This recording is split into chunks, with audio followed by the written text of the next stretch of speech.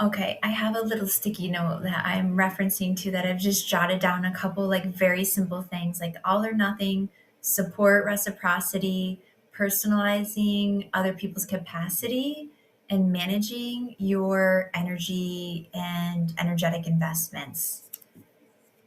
So I think this brings me to again, I love this, like this depth of healing that I am on this journey of myself and walking side by side with these people that I am working with, working with on their healing journeys. Boy, I'm just having such a what's this word? A privileged, blessed position to be able to have this elevated experience. There's just something about being a part of and witnessing these life stories and these deep healing journeys of hundreds of people that is just what a gift, so precious. So there's so much of it that I'm having an understanding of through the concept of attachment and connection. And so as I'm thinking about, there's a lot of talk about reciprocity, as there should be. That's a very important thing for all of us in our relationships, and we want to be mindful of that. And I think there's quite a big difference in how we perceive and define and respond to the notion of reciprocity when we're coming from an unhealed, rather wounded, reactionary place, protective, defensive place that is energetically connected to any form of insecure attachment style, right? Where we've not gotten this depth of healing to arrive at a wholeness, divine union within, secure attachment to self, where like you are just your own source, you're your own source of sun, you're just radiating, right? So there's a big difference in how I think people are conceptualizing and responding to this notion of reciprocity based on if you're coming from an attachment wound place versus if you're coming, my left ear is ringing as I'm talking about it, which is um, just happens often connected to frequency. So I love it. Okay. Versus what our understanding and our feeling. I guess it's more of a feeling. That's part of the message, right? Is when you're in the attachment wound energy, reciprocity is a notion that we are understanding. And when you're in this healed, more whole, secure attachment, where you're your own infinite fountain of love from the inside out, that it's not as much of an understanding, it's more of a feeling, a knowingness. It comes with just intuitive resonance. Yes. So this is what I'm really noticing, and I love it. As I'm speaking, I am feeling the channeling because I can tell like this is feeling like um I had the bullet points, but I didn't have the full view of it. And I'm experiencing and listening to it as I'm speaking, which is amazing. I love it. So, what does reciprocity look like a little bit more? What is the mind's place of maybe attempting to understand and be mindful of that when we're in a place where we still have some gaps inside of our relationship to self based on these unhealed places, these attachment wounds? I think from there, there's a misrepresentation. There's a way in which reciprocity actually can become more, do I want to say weaponized? I want to say like transactional and therefore weaponized. Like the transactional dynamic of it is missing the mark. it's missing the mark. But if you're not integrated and embodied in this energetic way of, frequency and baseline energy, how else can you really feel and lean into that energetic reciprocity and like a just movement that honors flow of energy? And that's very different from being a place of a tit for tat inventory analysis, right? Confined transactional dynamic that mm, is not flow based, is not intuitive, and becomes more about defensiveness and walls and chess. It feels like chess. I'm going to see how this person moves, then I'm going to move. See how this person moves, then I'm going to move, which feels game playing. It feels like playing games a little bit. I don't think people are, I want to be very clear on this. I don't think that people are playing games intentionally. I think when you're in the energy of being unhealed, vulnerability feels unsafe. We're functioning from programmed associations that are really rooted to what we have learned is necessary from the attachment wounds that we endured as a child, that will feel like maneuvering, strategy. That's a good word for it. That will feel like strategy, which is so different from reciprocity.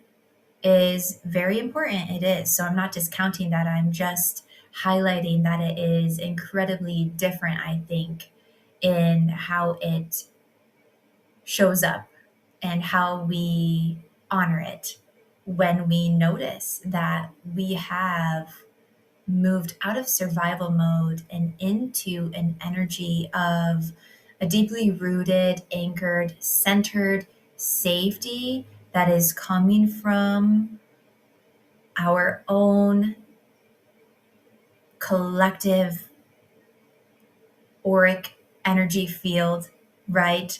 Being really well balanced, being in divine union, no gaps, no resistance that pushes us away from ourselves, that makes that, echoes these narratives that say shrinking down and making yourself small is the way to stay safe, right?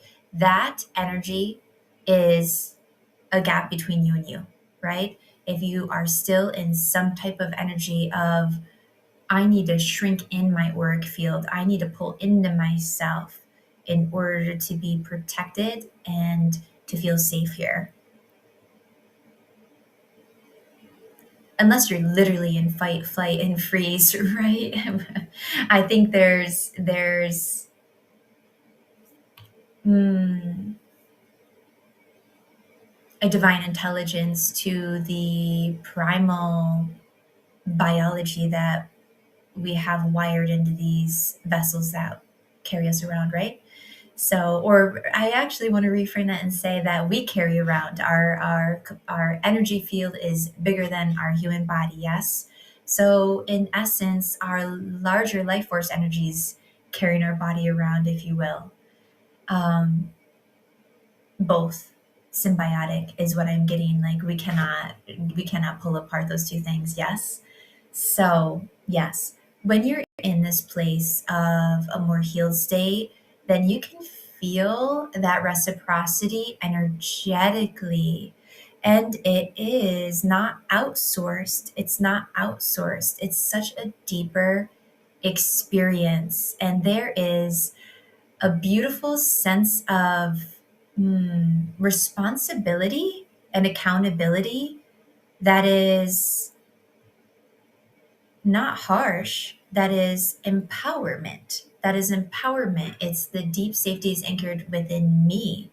And so I think sometimes when you hear those words of accountability or responsibility, when you're in survival mode, that sounds dense. But I'm not using it in that way. I'm using it in a way of true power, of reclamation, of sovereignty. And this is in itself the um, more natural, built in protection that's part of the navigation system connected to a whole bodied, integrated navigation system, I guess I'll say, if that makes sense. And so from there, it's much less transactional. It is not titter tat. It is not you discerning whether you invest in something is coming from an equal and opposite, they move here, I move here, they move here, I move here, which is like such a dense and stagnant type of functioning once you're in a flow state, which honors your authenticity. And from this place, I think it is, if you're moving from authenticity and the sense of safety, where you feel safe to lead with an open heartedness of, I'm going to do this because I feel like doing this. I'm going to reach out because I feel like reaching out. I'm going to say this because this is my truth. And I've got nothing to lose. I've got no anxious, avoidant, disorganized attachment style here. I'm securely attached, right? I'm safe to function from this seat of authenticity, and I don't have to be making moves based on strategy and trying to be two steps ahead of essentially controlling the dynamics, controlling the situation. Yes. So we move from that place of authenticity. And yet, reciprocity and being mindful of your energy balance is still a thing. That's still a thing, of course. But it looks more like it's not outsourced. It looks more centered inside of you. It looks more like self attunement, rather than a codependent matching of energy or anchoring this into somebody else's potential reality, which is always going to be a bit off because you're going to be functioning from assumption. Yes. The deeper truth is your own inner reality always. So this is what we anchor to when we're experiencing balance and harmony in our relationships with other people, when it's sourced from attunement to your own energy field. And then you start to notice, something feels tipped energetically for me. And then we don't go, oh, it's because this person is showing up in a way that is perceived as, by the human mind, as insufficient or unmatched or something like this, right? Orienting back to self. What am I doing or not? Like, how am I showing up with self love? How am I showing up with honoring? And then it may be that, oh, I am overpouring here. I'm going to scale that back to make sure that I am responsibly honoring and managing my own energy and keeping that auric field full of light. And this is the best thing that you can do for yourself and other people. And in this way, it is, it is freeing you from personalizing somebody else's energy or capacity, or fill in the blank on the infinite number of things that can be part of somebody else's both inner and outer reality, that in some ways, I want to say, like, frankly, isn't our business. And I say that with love and invitation to a release, a relief, a freedom where we are invited into a space that feels so much more beautiful and mm, present, focused, mindful, expansive. There's so much opportunity there for things to, ooh, my nose is tickling, for things to hmm, be delivered in divine timing. I think that's kind of what I'm hearing there. When you are staying in alignment with your own inner union, when you are housing that light and hmm, I'm just getting a view of a lantern and the light within. And what do we want to say about this?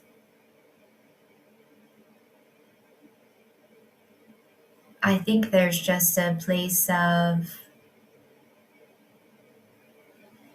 reaching a level of when you have this beautiful relationship with yourself and you're so self-attuned and you know that in every now moment you've got your own back because you're able to be so finely attuned and make those micro adjustments through resonance. This is what is the key, continuing to open up additional layers of readiness and availability for you to experience deep, rich, true connections and infinite love that is a match to the set point of your own soul's frequency.